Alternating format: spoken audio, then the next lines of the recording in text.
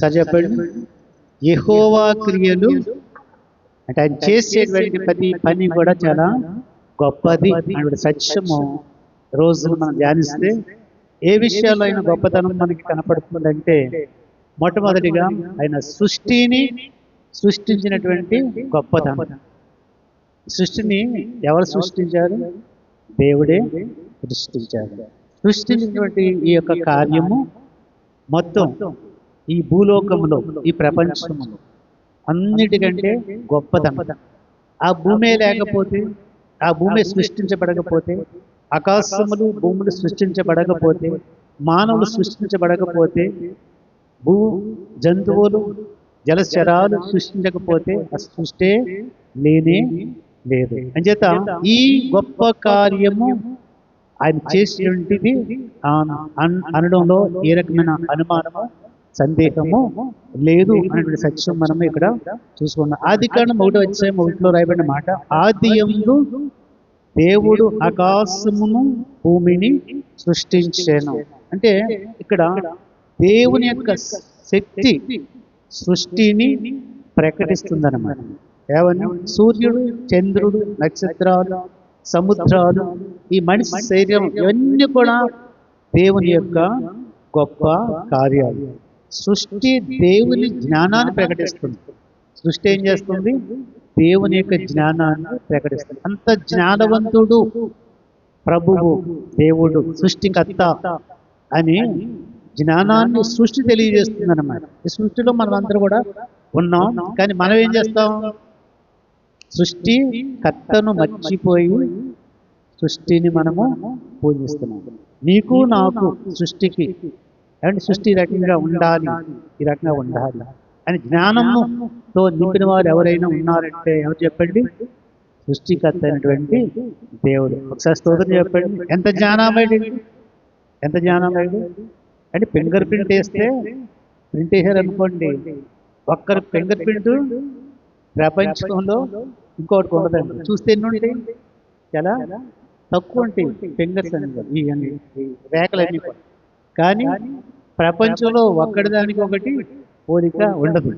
అలాగే మనుషుల పోలిక కూడా చూడండి మీరు ఎక్కడైనా, ఇద్దరు కూడా ఒకలా ఉండరు. ఈవెన్ కవలలు కూడా ఒకలాగే ఉండరు, ఎంతో కొంత తేడా ఉంటుంది. అందుకే మనం ఈజీగా వాళ్ళని కనిపెట్టగలుగుతాం కదా. కవలలు ఉన్నారు అనుకోండి, కవల పిల్లలు చిన్నతనంలో మనకి తెలియకపోవచ్చేమో కానీ పెద్ద అయ్యే కొద్ది మనకి ఈజీగా మనం కనిపెట్టేయచ్చు. వాళ్ళతో మనకి పరిచయం ఉన్నట్లయితే ఈజీగా కనిపెట్టచ్చు. ఇదంతా కూడా దేవుని యొక్క జ్ఞానం. ఈ సృష్టిని కలుగు చేసిన దేవుడు చాలా గొప్పవాడు. స్తోత్రం చెప్పండి. హల్లెలూయా, హల్లెలూయా. సృష్టి కూడా దేవుని యొక్క మహిమను ప్రకటిస్తుందన్నమాట. సృష్టి కూడా దేవుని యొక్క మహిమను ప్రకటిస్తూ ఉన్నాయి. అంచేతే చెప్తుంటాం, కీర్తన 19:1 రాయబడిన మాట చూడండి ఒకసారి. 19:1, ఆకాశములు దేవుని మహిమను వివరించుచున్నవి, అంతరిక్షము ఆయన చేతి పనిని ప్రచురపరచుచున్నది. దావీదు చెప్తున్నాడు, ఆకాశములు దేవుని యొక్క మహిమను ఏం చేస్తున్నాయంట? వివరించుచున్నవి. అంటే ఆకాశం ఎలాగ వివరిస్తున్నాయి? ఏమండి ఈ రోజుల్లో కాదు, ఈ రోజుల్లో అయినా సరే ఏమండి మనం బయటకు వస్తే ఏమండి ఆ చంద్రుడు ఒక ప్రాంతంలో ఉంటే ఒక టైం తెలియజేస్తుంది. అలాగే సూర్యుడు డే టైంలో పైకి వచ్చింది అనుకోండి, మన నడినెత్తి మీదకి టైం ఎంత చెప్తాం? కరెక్ట్గా 12 చెప్తాం. అంటే ఇవన్నీ కూడా సృష్టి ఏం చేస్తుంది? దేవుని యొక్క కార్యాలు వివరిస్తుంది అన్నది. అంటే ఆయన పెట్టేస్తాడు, ఇది ఇది ఇది ఇది ఇది ఇక్కడ ఉండాలి, ఇక్కడ ఉండాలి, ఇన్ని నక్షత్రాలు ఉండాలి, ఇన్ని ఉండాలి, ఇదిగో చంద్రుడు, ఇదిగో ఏ స్థానంలో వాటిని అలా పెట్టాడు అంతే. ఆ స్థానాలు తప్పినాయి అనుకోండి మనకు అదే. భూమి తిరుగుతుంది కదా, ఎవరి చుట్టూ తిరుగుతుంది? మనిషి చుట్టూ తిరుగుతుందా? అది మీ చుట్టూ తిరుగుతుందా? కాదు కదా. ఎవరి చుట్టూ తిరుగుతుంది? సూర్యుడి చుట్టూ తిరుగుతుంది అన్నమాట. ఎవరు తిరుగుతుంది? సూర్యుడి చుట్టూ తిరుగుతుంది. ఆ భూమి ఏదైతే స్థానంలో పెట్టాడో దేవుడు అది అలాగే తిరుగుతుంది. ఎక్కడ మారనట్లేదు. మారింది అనుకోండి మన బ్రతుకులు అంతే, ఇంకెక్కడ తలకిందులు అయిపోతా ఉన్నాం మనం. అంచేత అలాగే మిగతా గ్రహాలు కూడా, అలాగే స్టార్స్ని ఎక్కడో దూరంగా పెట్టి అక్కడ ఉంది. సూర్యుని కూడా బాగా దూరంగా పెట్టి మనకి ఎంతైతే కావాలో అంత వెలుతురు ఉండేలాగే దాన్ని పెట్టాడు. దగ్గర పెట్టాడు అనుకోండి, అదే సూర్యుడిని మనం ఏమైపోతాం, ఖాళీ బూడిదైపోతాం. అంచేత సృష్టిలో ఆయన చేసిన ప్రతి కార్యము కూడా గొప్పది అనేటువంటి సత్యం ఇక్కడ రాయబడుతుందన్నమాట. రెండోది మనం చూసినట్లయితే మరి ఇక్కడ ఇలాంటి సృష్టిని సృష్టించినటువంటి దేవుడు, నడిపిస్తున్నటువంటి దేవుడు, సృష్టిని ఎవరు నడిపిస్తున్నారు? ఒక మాట చెప్పండి, దేవుడే నడిపిస్తున్నాడు. అంతే కదా. భూమి తిరగాలన్నా ఏమండి, తర్వాత సూర్యుడు రావాలన్నా, చంద్రుడి యొక్క కాంతి మన మీద పడాలన్నా, సూర్యకాంతి పడి, ఇవన్నీ కూడా ఎవరు నిర్ణయించారు? దేవుడు నిర్ణయించాడు.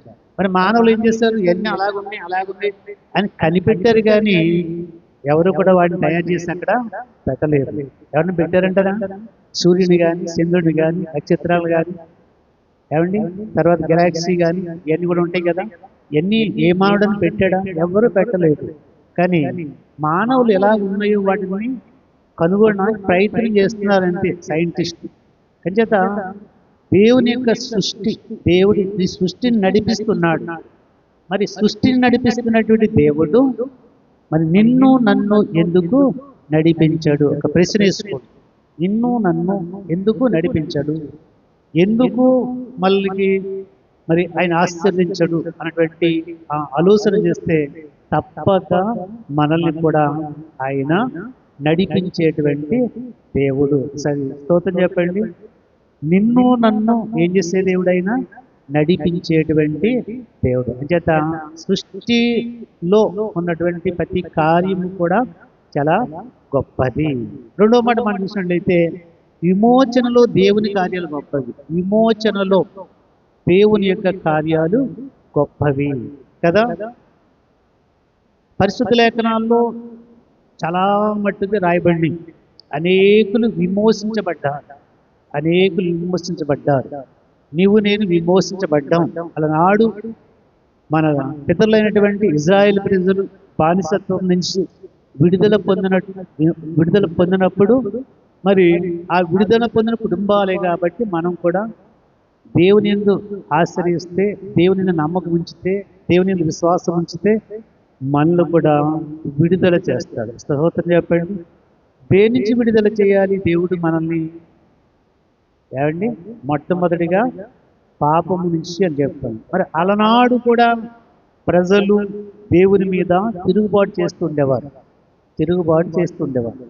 భయంకరమైనటువంటి పరిస్థితులు ఉండిపోయారు. బాధపడేటువంటి ఆ యొక్క పరిస్థితులు ఉండిపోయారు. ఏమండి, పనులు చేయలేక ఉండిపోయేవారు. అటువంటి పరిస్థితుల్లో దేవుడిని ఏం చేశారు? వాళ్ళు వేడుకున్నప్పుడు దేవుడు కనికర పూర్ణుడు, తర్వాత ప్రేమగల దేవుడు, జాలిగల దేవుడు కాబట్టి మోషేని ఏర్పాటు చేసి మోషే నాయకత్వంలో వాళ్ళందరినీ బానిసత్వం నుంచి విడుదల చేశాడు. నిర్గమకాండం 14వ అధ్యాయములో ఎర్ర సముద్రాన్ని చేల్చడము చూడండి ఒకసారి. 14వ అధ్యాయం దాంట్లో మనకు కనపడుతుంటుంది. అని తీయొద్దు, కానీ మనకు తెలుసు కదా, నంబర్ ఆఫ్ టైమ్స్ మనం ధ్యానిస్తున్నాం.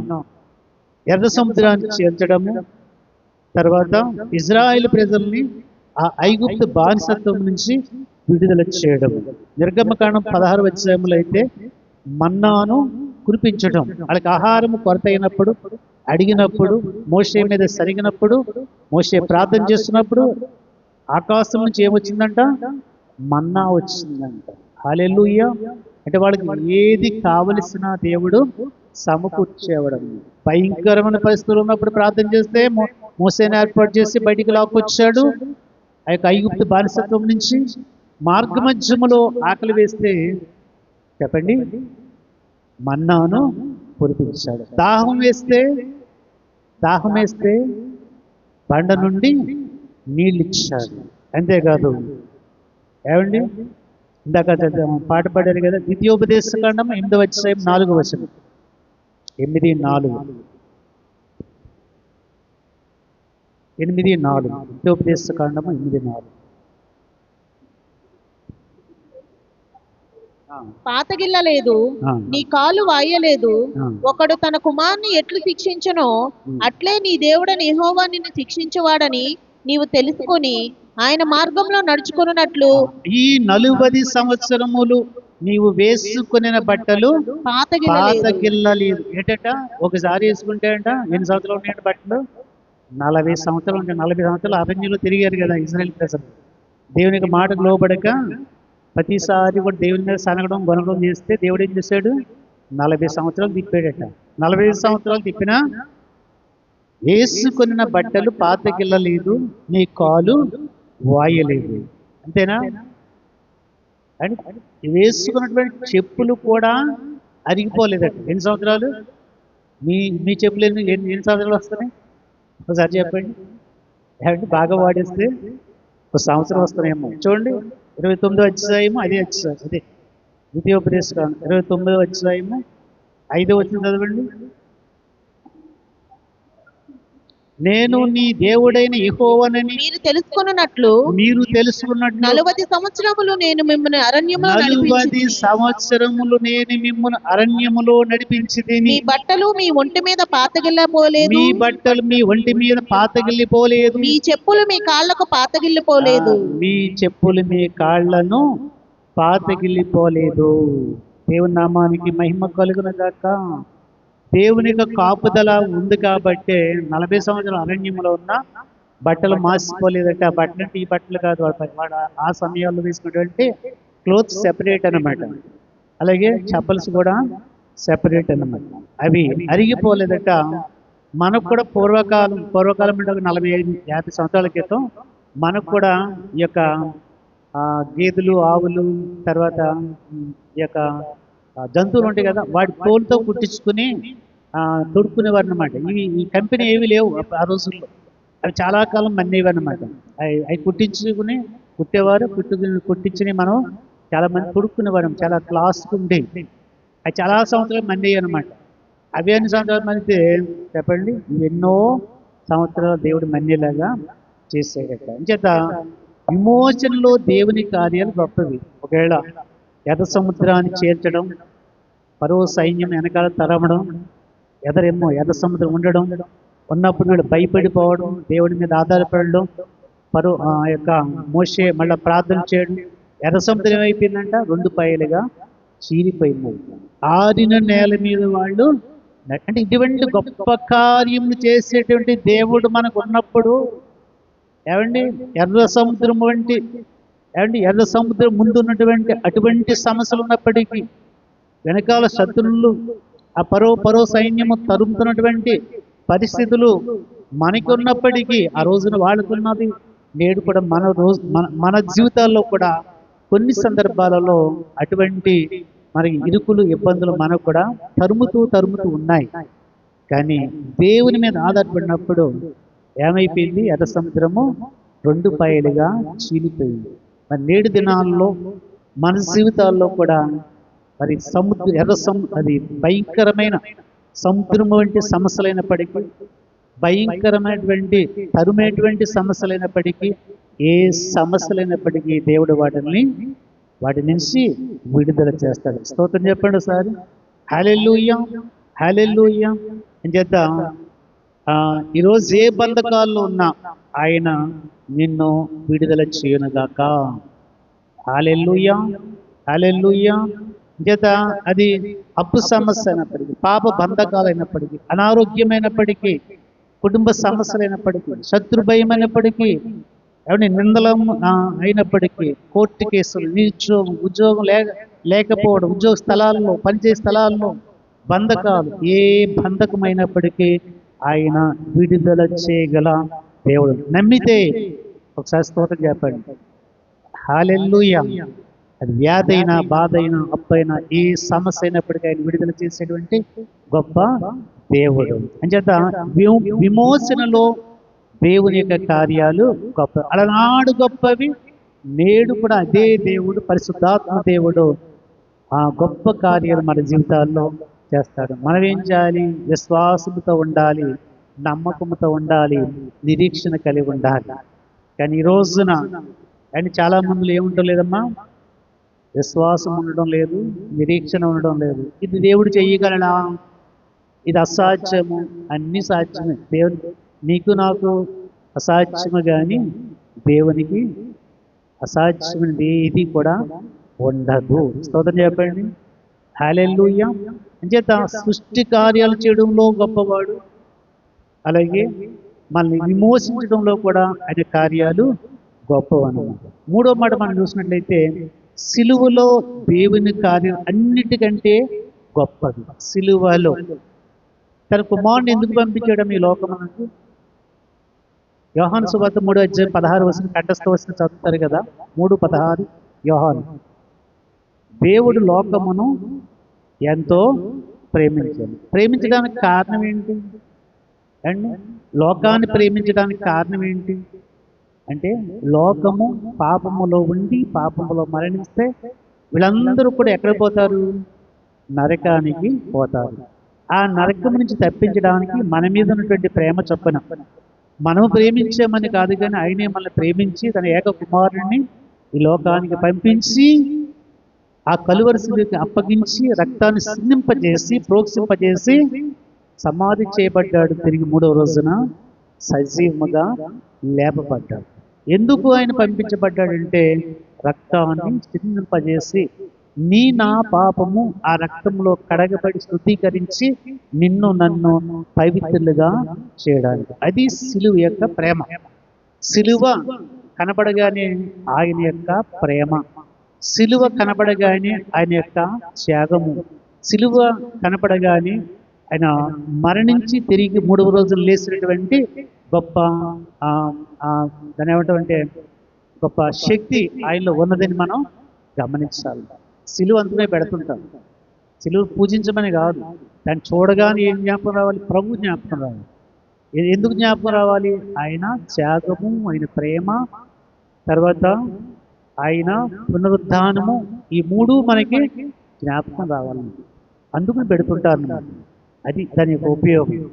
అంతేగాని యేసు ప్రభువు బలం పెట్టుకుని దాని ముందు, సిలువ పెట్టుకుని దాని ముందు ధ్యానం చేయడం కాదు. మనం అంటే చూడగానే ఏంటట? ప్రభు యొక్క ప్రేమ, చూడగానే యేసు ప్రభు యొక్క త్యాగము, చూడగానే ఆయన సిలువను మరి ఆ యొక్క మరణాన్ని జయించడం, ఇవి మనకు జ్ఞాపకం రావాలన్నమాట. అంచేత ఇక్కడ మనం చూసినట్లయితే ప్రేమ ఏమంటే నిత్య జీవము, క్షమాపణ, రక్షణ, నిత్య జీవము. అంచేతే రోమా 5:8 రాయబడిన మాట, మనము పాపులమై ఉండగానే క్రీస్తు మన కొరకు ఏం చేశాడట? చనిపోయాను. మనము పాపులమై ఉండగానే క్రీస్తు ఎవరి గురించి చనిపోయాడట? మన కొరకు. ఆయన కలువరిశిలో ఎందుకు చనిపోయాడు? ఏమండి, ఆ పరో లేకపోతే యొక్క పిలాతు లేకపోతే అక్కడున్న వాళ్ళు సిలువ వేయడం కాదు. మనం పాపులమై ఉండగానే మన కొరకు చనిపోయాడు. ఎందుకు? నిన్ను నన్ను పాప విముక్తి చేయడానికి. పాపములో ఉన్నటువంటి బ్రతుకులో ఉన్నటువంటి మనకి పాపములో వస్తే ఆ యొక్క నరకం వస్తుంది కాబట్టి నరక బాధ, అక్కడ అగ్ని ఆరదు, పురుగు సావు, ఆ భయంకరమైన స్థితి నుంచి మనల్ని విడుదల చేయడానికే ఆయన ఈ లోకములోకి వచ్చాడు, పంపించబడ్డాడు, కలువరిశిలువలో మరణించాడు. ఆ మరణమే నీకు నాకు పాప క్షమాపణ, ఆ మరణమే నీకు నాకు పాప బంధకాల నుంచి విడుదల. ఆ పాప ఆ యొక్క ఆయన ఆ కలువరిశిలువలో మరణమే నీకు నాకు నిత్య జీవము. ఆ కలువరిశిలువలో మరణమే నీకు నాకు రక్షణ అనేటువంటి సత్యాన్ని నీవు నేను తెలుసుకోవాలి. స్తోత్రం చెప్తారా? హల్లెలూయా. చేత సాతాను ఏం చేయబడ్డాడు? ఓడిపోయాడు. పాపము ఏం చేయబడింది? ఓడిపోయింది. మరణం ఏం చేయబడింది? ఓడిపోయింది. మరణం ఓడిపోయింది. మరణమా నీ ముళ్ళు ఎక్కడ? మరణమా నీ విజయం ఎక్కడ? మరణానికి విజయం లేదు అండి, ముళ్ళు లేదు. ఎందుకు? ప్రభువు మరణాన్ని జయించాడు. మరణం జయించడం అంటే సమాధి చేయబడిన వాడు తిరిగి 3వ రోజున లేపబడ్డాడు. చరిత్రలో ఎవరు కూడా ఎవరు కూడా లేపబడలేదు. ఎవరిని లేపబడితే ఒకసారి చెప్పండి. కానీ లేపబడ్డారా? సమాధి చేయబడిన తర్వాత 3వ రోజున లేపబడ్డాడు. లేపబడ్డారా? లాజరు లేపబడ్డాడు కదండి 4వ రోజున.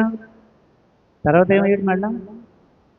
తర్వాత ఇంకా అయినా కూడా లేవలేదు. లాజరు కూడా లేవలేదు, మరణించి అలా ఉండిపోయాడు. తర్వాత మొదట ప్రభు లేపాడు కానీ తర్వాత లేదు. ఒక్క యేసు ప్రభు వారు మాత్రమే మరణం నుంచి, ఆ సమాధి నుంచి లేపబడ్డాడు.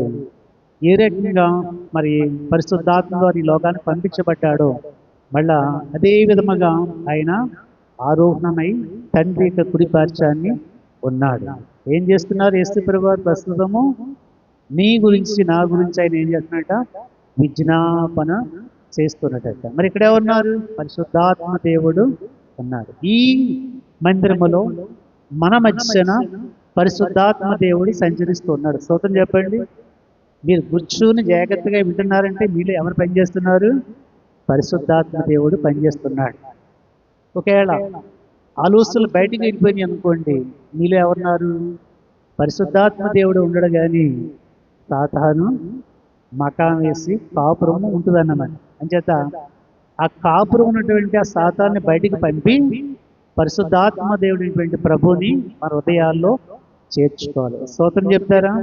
హల్లెలూయా, హల్లెలూయా. అంచేత సిలువలో ఏం కనపడుతుంది? విజయము కనిపిస్తుంది అనమాట. అంచేత ఏమండి, సృష్టి కార్యాల్లో దేవుని కార్యాలు గొప్పవి, విమోచనలో దేవుని కార్యాలు గొప్పవి, సిలువలో దేవుని కార్యాలు అన్నిటికంటే గొప్పవి. 4వ మాట మనం చూసినట్లయితే విశ్వాసుల జీవితాల్లో దేవుని కార్యాలు గొప్పవి. మీరు విశ్వాసంతో ఉన్నట్లయితే మీ జీవితాల్లో దేవుడు చేసే కార్యాలు చాలా గొప్పవి గొప్పవి గొప్పవి. స్తోత్రం చెప్తారా? హల్లెలూయా. ఏమంటే అలనాడు కూడా విశ్వాసుల జీవితాల్లో భక్తుల జీవితాల్లో ఎన్నో గొప్ప కార్యాలు చేశాడండి. ఎన్నో గొప్ప కార్యాలు. షద్రకు, మేషే, అబేద్నెగోలు వారు అగ్నిగుండంలో ఉన్నప్పుడు దేవుడు చేసిన కార్యం ఏంటి? వాళ్ళని బయటికి తీసుకువచ్చాడు. దానియేలుని చెప్పండి, సింహపులో పడవేస్తే సింహపు నోళ్ల నుండి, ఇవన్నీ కూడా గొప్ప కార్యాలు అంటావా? చిన్న చిన్న కార్యాలు అంటారా? ఒకసారి చెప్పండి. గొప్ప కార్యం ఎందుకు చేశాడు? వారు భక్తులు కాబట్టి. మనకెందుకు చేయడం లేదు? మనము భక్తులము లా ఉంటున్నాం కానీ, నటిస్తున్నాం కానీ నిజమైన భక్తులు మనము లేము అన్నట్టు సత్యము అందులో అనుమానమే లేదన్నమాట. కానీ ఈ రోజు నుంచి అయినా మనం భక్తి పరులుగా ఉందాం. దేవుని యొక్క గొప్ప కార్యాలు చూద్దాం. స్తోత్రం చెప్పండి. హల్లెలూయా, హల్లెలూయా. యోసేపు జీవితం చూస్తే, అబ్రహాము జీవితం చూస్తే అలాగనే మొట్టమొదటిగా అబ్రహాం జీవితం ఆశీర్వదించబడినట్టుగా లేదు.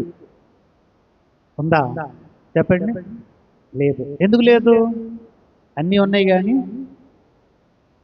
సంతానము లేదు. ఎంతకాలం బాధపడ్డాడు? చాలా కాలము బాధపడ్డాడు. కానీ చివరకు దేవుడు విడిచిపెట్టలేదు. ఆయన నిబంధన, ఆయన వాగ్దానం చేసిన వాడు ఎవరట? నమ్మదగిన వాడు. నీవు నేను వాగ్దానం చేస్తే అనుకూలంగా ఉంటే ఒకలా ఉంటాం, అనుకూలంగా లేకపోతే వేరొక రకం. కానీ దేవుడు అటువంటి వాడు కాదు. ఒకసారి వాగ్దానం చేస్తే ఆయన నమ్మదగిన వాడు. నువ్వు నేను నమ్మదగిన వాడుగా లేనప్పటికీ ఆయన మాత్రము నమ్మదగిన వాడు. అబ్రహాం విషయంలో అద్భుతం చేశాడు, చక్కని కుమారుణ్ణి ఇచ్చడం. యోసేపుని చూస్తే బతుకు గుంట బతుకు. ఏ బతుకు? యోసేపు బ్రతుకు ఏ బతుకు? మొట్టమొదట గుంట బతుకు, తర్వాత బానిస బతుకు, తర్వాత జైలు బ్రతుకు. అంతేనా? యోసేపు జీవితం అంతేనా? మొట్టమొదటి అన్నలో ఏం చేశారు? గుంటలో తోసేశారు. తర్వాత గుంటలోని తీసి అమ్మేస్తారు. బానిసత్వంలోకి వెళ్ళిపోయాడు. తర్వాత అక్కడి నుంచి జైలుకి వెళ్ళిపోయాడు. కానీ ప్రతి సందర్భంలో కూడా యోసేపుకి ఎవరు తోడై ఉన్నారట? దేవుడు తోడై ఉన్నాడు. ఇప్పుడు చెప్పండి, ఏ స్థితిలోకి వెళ్ళిపోయాడు? ఉన్నతమైనటువంటి స్థితిలోకి వెళ్ళిపోయాడు. ఒక రాజ్యానికే గొప్ప నాయకుడు అయిపోయాడు. స్తోత్రం చెప్పండి ఒకసారి నమ్మిన వాళ్ళు. హల్లెలూయా. మరి అటువంటి గొప్ప జీవితాల్ని, విశ్వాసుల జీవితాల్లో దేవుడు చేసిన కార్యాలు ఇటువంటి వాట గొప్పవి అంటున్నాడు అనమాట. ఏమంటే పేతురు ఎటువంటి వాడండి? పేతురు ఎటువంటి వాడు చెప్పండి. మరి యేసుప్రభు శిష్యులందరూ ఎటువంటి వారు? ఏమంటే బాగా చదువుకొని మంచి ఉద్యోగం చేసేవాళ్ళ కాదు. చేపలు పట్టుకునేవాళ్ళు ఒకళ్ళు, చేపలు పట్టుకునేవాళ్ళు చాలామంది ఉన్నారు దాంట్లో. తర్వాత పన్నులు వసూలు చేసేవాళ్ళు ఉన్నారు. తర్వాత ఇలా రకరకాల వ్యక్తులు ఉన్నారు. వీళ్ళందరినీ ఏమంటే దేవుడు ఏం చేశాడు? యేసుప్రభు వారు అపోస్తులుగా మార్చేశాడు. హల్లెలూయా. అపోస్తులుగా మార్చేస్తాడు. వారికి అధికారాలు ఇచ్చి ఏమంటే ఎటువంటి ప్రజలకు ఏ రకమైన రోగాలున్నా స్వస్థపరచండి, వాళ్ళకి ఏ కొదువున్నా మీరు ప్రార్థన చేయండి. ఏమండి ఒకవేళ వ్యాధులతో బాధపడుతుంటే, దెయ్యాలు ఏమంటే పట్టుకుంటే వాటన్నిటిని విడిపించడానికి అధికారము ఇచ్చాడు. హల్లెలూయా. అటువంటి గొప్ప కార్యాలు శిష్యులు కూడా ఇచ్చాడు. మరి నేడు మరి మనం ఒక మానవులుగా మనల్ని కూడా ఆయన వాడుకుంటున్నాడు. స్తోత్రం చెప్పండి ఒకసారి.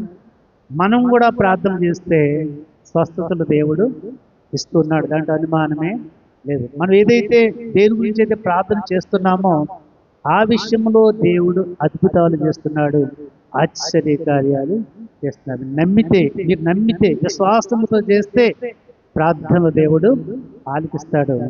ఆయన అంటున్నాడు, ఆశపడే ప్రాణాన్ని తృప్తిపరిచేటువంటి దేవుడు, విడిచిపెట్టే దేవుడు కాదు. ఏమండి అలనాడు యోసేపుని విడిచిపెట్టలేదు, శద్రక్ మేషక్ అబేద్నెగోలను విడిచిపెట్టలేదు. ఏమండి దావీదుని విడిచిపెట్టలేదు, దానియేలుని విడిచిపెట్టలేదు. స్తోత్రం చెప్తారా?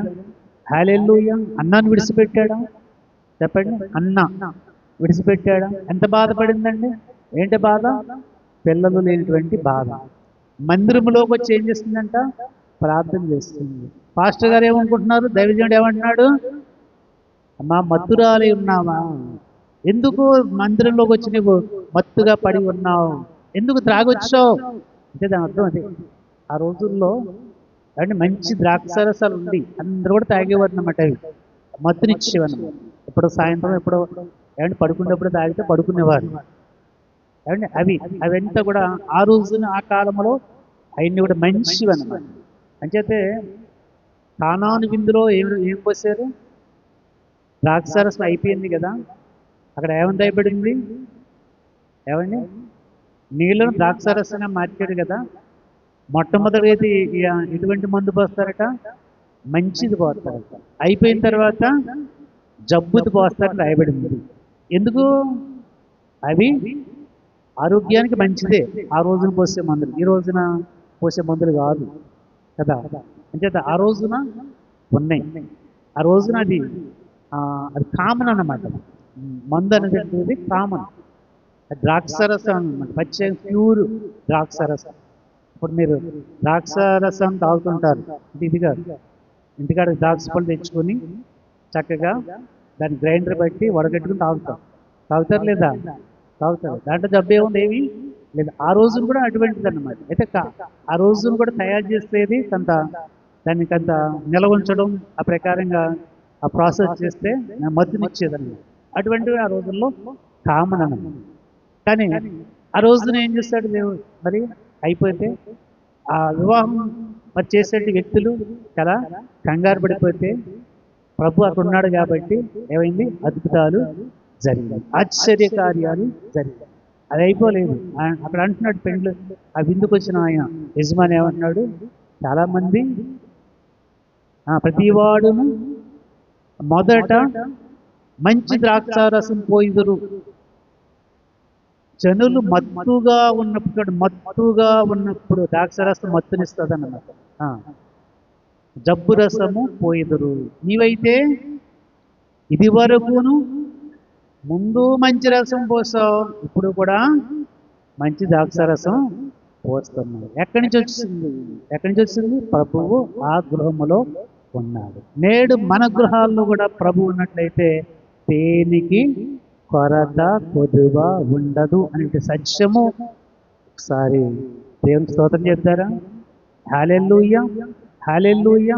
అంచేత విశ్వాసుల జీవితాల్లో దేవుని యొక్క కార్యాలు గొప్ప. అంటే నేను రోమా 8:28 అంటాడు, దేవుని ప్రేమించు వారికి అనగా ఆయన సంకల్పము చొప్పున పిలువబడిన వారికి మేలు కలుగుటకై సమస్తము సమకూడి జరుగుతున్నవని ఎరుగుదము. సమస్తము చెప్పండి ఒకసారి, సమస్తము సమకూడి జరుగును. ఒకటి కాదు రెండు కాదు, ఒకటి కాదు రెండు కాదు.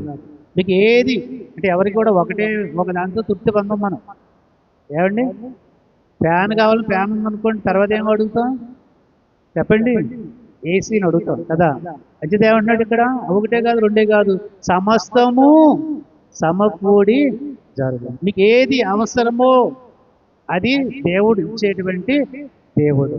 కానీ కొంతమంది పొందుకోలేకపోతున్నారు. ఎందుకు? మీ భోగముల నిమిత్తం మీరు అడుగుతున్నారు. అవసరమైంది అడగండి, నేను ఇస్తానంటున్నాడు. కానీ మీరు మీ భోగముల నిమిత్తము, మీ ఐశ్వర్యం నిమిత్తము అడుగుతున్నారు కాబట్టి దాన్ని మీరు పొందుకోలేకపోతున్నారని చెప్పినట్టు మాట కూడా మనము చూస్తున్నారన్నమాట. అంచేత విశ్వాసుల జీవితాల్లో దేవుని కార్యాలు గొప్పవన్నమాట. అంచేత నా జీవితంలో జరుగుతున్న ప్రతి సంఘటన వెనుక దేవుని యొక్క కార్యము ఉంటుంది. ఈరోజు ఒకవేళ నీకు అర్థం కాకపోవచ్చు, ఈరోజు మీ జీవితాల్లో నా జీవితం ఎలా ఉంది ఎలా ఉందని నీకు ఈరోజు అర్థం కాకపోవచ్చు, కానీ తరువాత రోజుల్లో దేవుడు ఎందుకు ఆ రకంగా ఉంచాడో అది తప్పక నీకు అర్థము అవుతుందన్నమాట. ఎలా ఉంచాడు? సమస్య ఉంటే ఆ సమస్యను ఎలా ఉంచాడు? ఆ సమస్యను విడిపించగల దేవుడు.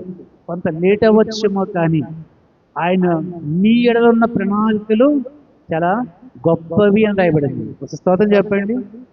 29వ అధ్యాయంలో ఉంటాయి. మీ ఎడల ఆయనకున్నటువంటి ప్రణాళిక చాలా గొప్పదట. అవి మంచి ఉద్దేశాలతో ప్రణాళికలు ఉన్నాయి, కానీ ఏ రకమైన హాని చేసేటువంటి ప్రణాళికలు మీ ఎడల లేవు అనేటువంటి సత్యం అక్కడ వ్రాయబడిందని. దేవుని స్తోత్రం చెప్పండి. హల్లెలూయా, హల్లెలూయా. చేత మరి ఈ మాట కూడా మనం జ్ఞాపకించుకోవాలి. విశ్వాసుల జీవితాల్లో దేవుడు చేసే కార్యాలు గొప్పవి. రూతు జీవితంలో ఏం చేశాడండి దేవుడు? ఆయన దేవుని మీద విశ్వాసం ఉంది, అత్తను పట్టుకుంది, చక్కగా విశ్వాసంతో ఉంది.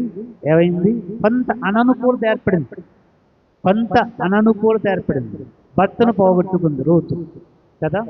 కానీ కానీ కానీ తర్వాత ఏమైంది? అత్తతో వచ్చి ఉన్నతమైనటువంటి స్థితిలోకి వెళ్ళిపోయింది. యేసు ప్రభువారి యొక్క జన్మానికి కారణం తరతరాలు ముందుకు వెళితే ఆమె కూడా దాంట్లో భాగస్వామి, రూతు కూడా భాగస్వామి. హల్లెలూయా. అంచేత దేనికి మీరు కృంగిపోనవసరము లేదు. దేవుని మీద విశ్వాసం ఉంచాలి, నమ్మాలి. నమ్మితే ఏమన్నాడు? నా మహిమను చూస్తాను, నా మహిమని మీరు చూస్తాను. నమ్మాలి, విశ్వాసం ఉంచాలి. హల్లెలూయా. అంచేత ఆయన కార్యములు ఎటువంటి వాట చెప్పాలి, మాట చెప్పండి. ఆయన కార్యములు గొప్పవి. ఏ విషయంలో గొప్పవి? సృష్టి విషయంలో గొప్ప, అన్ని విషయాల్లో గొప్పవే. కొన్ని మాటలే మనం ధ్యానిస్తున్నాం. సృష్టి విషయంలో గొప్ప, తర్వాత విమోచించేటువంటి దానిలో, పాప బంధకాల నుంచి విమోచించడంలో, ఏమండి ఇంకా ఏ సమస్యలు ఉన్నప్పుడే సమస్యను విడిపించడంలో ఆయన కార్యము గొప్పది. సిలువలో ఆయన కార్యాలు కూడా గొప్పది. ఆ సిలువకే ఆయన అప్పగించబడకపోతే, ఆయన సిలువలోనే మరణించకపోతే ఏమండి నీకు నాకు రక్షణ అటువంటిది లేదు. ఆ పవిత్ర రక్తం సిందించకపోతే, ఆ రక్తంలో నీవు నేను ప్రోక్షింపబడకపోతే నీకు నాకు రక్షణ లేదు. అంచేత సిలువ చాలా గొప్పదన్నమాట. అంచేత సిలువ కార్యములు కూడా గొప్పవి. అలాగే విశ్వాసుల జీవితాల్లో అది చేసే కార్యాలు కూడా చాలా గొప్పవి.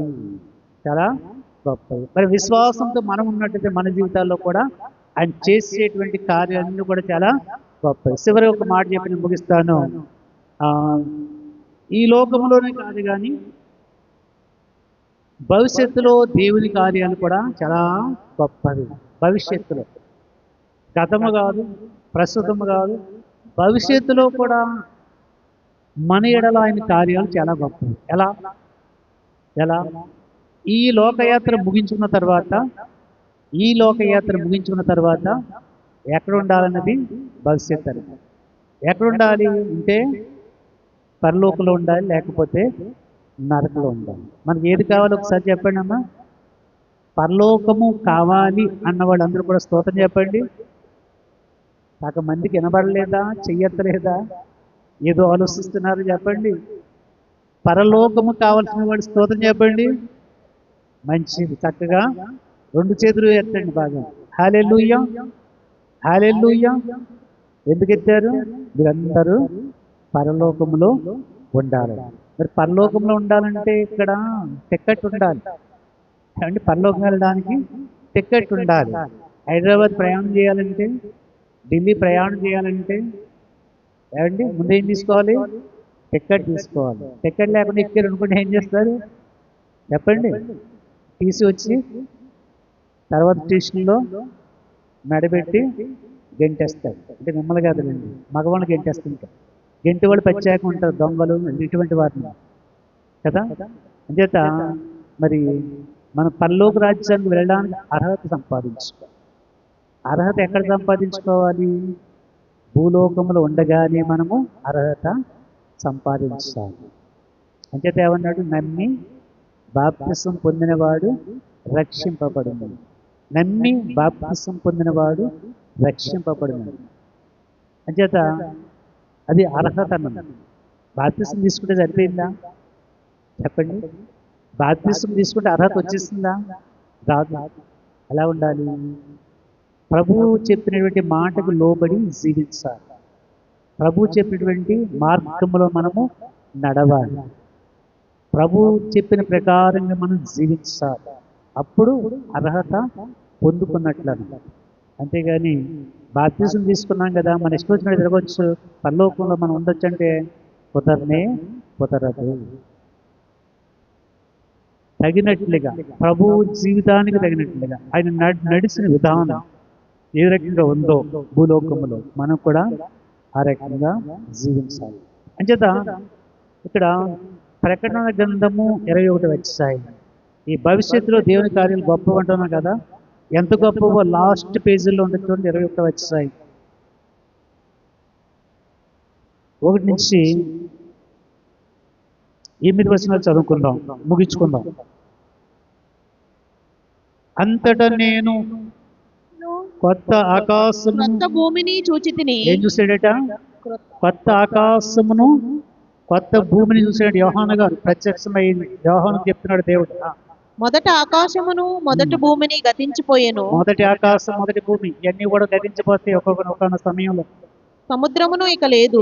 సముద్రమును ఇక లేదు. మరియు నేను నూతనమైన యెరూషలేము అను ఆ పరిశుద్ధ పట్టణమును తన భర్త కొరకు అలంకరింపబడిన పెండ్లి కుమార్తె వలె సిద్ధపడి పరలోకమందున్న దేవుని యొద్ద నుండి తిరిగి వచ్చుట చూచితిని. ఒక నూతన యెరూషలేము, ఒక పట్టణాన్ని ఈ లోకంలోకి వచ్చడము చూస్తున్నాడట.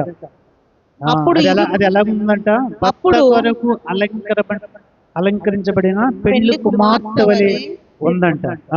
అప్పుడు ఇదిగో దేవుని నివాసము మనుషులతో కూడా ఉన్నది.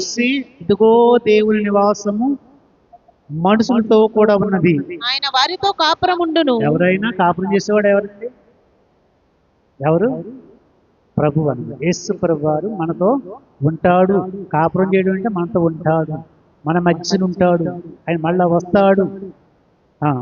వారు ఆయన ప్రజలై ఇందురు. దేవుడు తానే వారి దేవుడై ఉండి వారికి తోడై ఉండును. దేవుడు తానే వారి దేవుడై ఉండి వారికి తోడై ఉండును. ఆయన వారి కన్నుల ప్రతి బాష్ప బిందువును తుడిచివేయును. ఆయన వారి కన్నుల ప్రతి బాష్ప బిందువును తుడిచివేయును. మరణము ఇక ఉండదు. మరణము ఉండదు. దుఃఖమైనను దుఃఖము ఉండదు. వేదన ఉండదు. మొదటి సంగతులు గతించిపోయినని సింహాసనములలో నుండి వచ్చిన గొప్ప స్వరము చెప్పుట వింటిని. ఈ మాటలు నమ్మకమును నిజమునై ఉన్నవి కనుక వ్రాయమని నాతో చెప్పి ఉన్నాడు. తర్వాత మరియు దప్పిగొనువానికి అక్కడి నుంచి చదువు 6వ వచనం. మరియు ఆయన నాతో ఇట్లనెను, సమాప్తమైనవి. నేనే అల్ఫాయు నేనే అల్ఫాయు ఒమేగయు అనగా ఉమ్. ఆదియు అంతమునై ఉన్నవాడును. దప్పిగొని వానికి జీవజలములు బుగ్గలో నుండి జలములను నేను ఉచితముగా అనుగ్రహింతును. తప్పికొని వానికి జీవజలముల బొగ్గలోని జలమును నేను ఉచితముగా అనుగ్రహించును. జయించువాడు వీటిని స్వతంత్రించుకొనును. ఎవడట? జయించువాడు. జయించేవాడు. మీరందరూ ఎలా ఉండాలి? జయించేవాడు. జయించే వారిగా ఉండాలి, ఓడిపోయే వారిగా ఉండకూడదు. కొంతమంది ఓడిపోయి మధ్యలో వెళ్ళిపోతుంటారు. ఓడిపోయేవారు కాదు, జయించేవాడు. జయించేవాడు ఆ పరలోకములో ఉంటాడు అనమాట. అక్కడ ఏమండి ప్రతి కన్నీటి బాస ఏమన్నాడు? బాష్ప బిందువును తుడిచివేయును. ప్రతి ప్రతి బాష్ప బిందువును తుడిసివేయును. మరణము ఇక ఉండదు, దుఃఖము ఉండదు, ఏడుపు ఉండదు, వేదన ఉండదు. అక్కడంతా కూడా సంతోషము. అక్కడంతా కూడా సంతోషం. ఆ సంతోషం ఉండడానికి ఈ ప్రయత్నాలన్నీ కూడా మీరు ఇక్కడ రావడానికి, కూర్చోవడానికి, వినడానికి కారణం ఏంటి? అక్కడ మీరు సంతోషముగా ఉండడానికి. స్తోత్రం చెప్పండి ఒకసారి నమ్మిన వాళ్ళు. ఇక్కడ కొంతకాలమే, ఇక్కడ కొంతకాలమే. ఇక్కడ ఎవరు మనం? పరదేశులము, యాత్రికులము. ఈ యాత్ర ముగించుకున్న తర్వాత ఈ కొద్ది కాలము యాత్ర గమనించండి. ఈ కొద్ది కాలము యాత్ర ముగించుకున్న తర్వాత, ఇది ఎక్కువ కాలం కాదు. నువ్వు ఒకవేళ 80 బతికినా 100 బతికినా కొద్ది కాలమే. అందరూ కూడా అప్పుడే 60 వచ్చేసినాయా, 70 వచ్చేసినాయా, 80 వచ్చేసినా అనుకుంటున్నారు కదా. అప్పుడే అయిపోయింది అంతే. అవునా? అనుకుంటున్నారా లేదా? అనుకుంటారు, దాంట్లో అనుమానమే లేదు. కానీ అక్కడేముంటుంది? యుగ యుగములు జీవిస్తుందట మన ఆత్మ. స్తోత్రం చెప్పండి. దాని ప్రయత్నమే, దానికి చేరడానికి, ఆ వేదన లేని ప్రాంతానికి, మరణము లేని ప్రాంతానికి, దుఃఖము లేని ప్రాంతానికి మనం ఉండడానికి ఇక్కడ మనము ప్రయత్నం చేస్తాం. ఇది నమ్మాలి, విశ్వసించాలి. నమ్మిన స్తోత్రం చెప్పండి. హల్లెలూయా. ఈ లోక సంపదలు కాదమ్మా, ఈ లోక ఆశీర్వాదాలు కాదు. మనం దాని గురించి రావనవసరం లేదు, మందిరాలకు రావనవసరం లేదు. దేవుడు ఆశీర్వదించేస్తాడు, కోట్లు ఇచ్చేస్తాడు, ఏమంటే పెద్ద బిల్డింగ్లు ఇచ్చేస్తాడు, బంగారం ఇచ్చేస్తాడు అంటే రావక్కర్లేదు దేవుడు. అవునా? ఏమండి, ఎవరు మాట్లాడరే? దాని గురించి రాకూడదు. దేని గురించి రావాలి? మొట్టమొదటిగా ఆ నీతిని, రాజ్యాన్ని వెతకాలి. అప్పుడు నీకు ఏది కావలసిన ఆయన నీకు దయచేయును అన్నటువంటి వాగ్దానం మనకి ఉందన్నమాట. అంచేత పరలోకంలో మనకు ఆ గురి ఉండాలి. కానీ ఈ లోక సంపదల మీద, లేకపోతే ఈ లోక ధనం మీద మనకి గురి ఉండకూడదు. సంపాదించుకోవాలి, తప్పదు. కానీ అదే సమయంలో దేవునిని మాత్రం ఎట్టి పరిస్థితుల్లో కూడా మర్చిపోకూడదు, విడిచిపెట్టకూడదు అనే సత్యము మీరు తెలుసుకోవాలి. విడిచిపెడితే ఏమవుతుంది? నా సాక్ష్యమే అనేక సార్లు మీకు చెప్పాను, జ్ఞాపకించుకోండి. విడిచిపెడితే ఏముండదు, అంటే దాంట్లో అనుమానమే లేదు. దేవుని మీద ఆధారపడితే మాత్రం సమస్తము సమృద్ధి మనకి ఇహలోకంలోనే కాదు, పరలోకంలో కూడా దేవుడు మనకి అనుగ్రహిస్తాడు అనే సత్యం మనము తెలుసుకోవాలన్నమాట. హల్లెలూయా, హల్లెలూయా. అని చేత రాయబడిన మాట, దప్పికొని వానికి జీవజలముల బుగ్గలో జలము నేను ఉచితముగా అనుగ్రహించును, జయించువాడు వీటిని స్వతంత్రించుకును. నేను అతనికి దేవుడినైందును, అతడు నాకు కుమారుడై ఉండును. ఎవరు వెళ్ళరట మరి పరలోకంలో? పిరికివారు, అవిశ్వాసులు, అసహ్యులు, నరహంతకులు, వ్యభిచారులను, మాంత్రికులు, విగ్రహారాధికులను, అబద్ధికులందరూ అగ్నిగంధకములతో మండుగుండములో పాలుపొందుదురు. ఇది రెండవ మరణము. అదేంటట? రెండవ మరణం. మనం రెండవ మరణం ఉండకూడదు. మొదటి మరణం అందరికీ ఉంటుంది, నీకూడదు, నాకు అందరికీ ఉంటుంది. రెండో మరణం మాత్రం చాలా భయంకరం. అగ్ని ఆరదు, పొరుగు చావదు. అటువంటి వాటిని తప్పించుకోవడానికి ఈ లోకంలో ప్రభుని మనం అంగీకరించాం. ఆ ప్రభు సన్నిధిలో ఉంటున్నాం, ప్రార్థిస్తున్నాం, పాడుతున్నాం, ఆరాధిస్తున్నాం. అంచేత భవిష్యత్తులో దేవుని కార్యాలు కూడా గొప్పవి. 5 మాటలు చెప్తారు. మొట్టమొదట, సృష్టిలో ఆయన కార్యాలు గొప్పవి. రెండో మాట, విమోచనలో ఆయన కార్యాలు గొప్పవి, సిలువలో ఆయన కార్యాలు గొప్పవి, తర్వాత విశ్వాసుల జీవితాల్లో ఆయన కార్యములు గొప్పవి, భవిష్యత్తులో కూడా ఆయన కార్యములు గొప్పవన్నమాట. అంచేత మరి ఈ కార్యాలు ఎలా పొందుకోవాలంటే దేవుణ్ణి వెతకాలి, విశ్వాసంతో నడవాలి. దేవుని వెతకాలి పూర్ణ మనసుతో, విశ్వాసంతో నడవాలి. అబ్రాహాముల విధేయతో జీవించాలి, క్రీస్తుల తండ్రికి లోబడి ప్రార్థనలో నిలవాలి ఒక అన్నాల చేత. సృష్టిలో ఈ కార్యాలన్నీ కూడా చాలా గొప్పవి అన్నమాట. అంచేత 111వ అధ్యాయం 2వ వచనంలో ఇది కేవలం ఒక వాక్యము కాదు, కానీ ఇది ప్రతి విశ్వాసికి ఒక పిలుపు. స్తోత్రం చెప్పండి. ఒకే ఒక వాక్యం ఏంటది? యెహోవా క్రియలు గొప్పవి, వాటిని ఇష్టము గల వారందరూ వాటిని విచారించి చూసుదురు అంటారు. అని ఎంక్వైరీ చేస్తారట. దేవుని కార్యాలు గొప్పవి, ఓకే. దాని మీద ఇష్టం ఉన్నవాడు, ఏ ఇష్టము దేవుని కార్యాలు గొప్పవి అనుకున్న వాళ్ళందరూ కూడా వాటి గురించి ఆలోచిస్తారట.